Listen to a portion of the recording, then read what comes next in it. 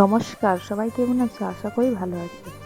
আজকে আমি উনুনে রান্না করছি, কারণ কি আমাদের গ্যাস শেষ হয়ে গেছে।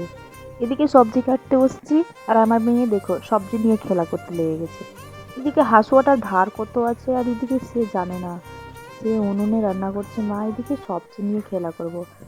বাসনে সবজি কেটে রেখেছি, তার মধ্যে থেকেও খেলা করবে নিয়ে। যখনই সবজিটাকে হটিয়ে অন্যদিকে রেখে দেবো, তারপরেই দেখো তার কান্না চালু হয়ে গেল। এবার সে চলে আসবে।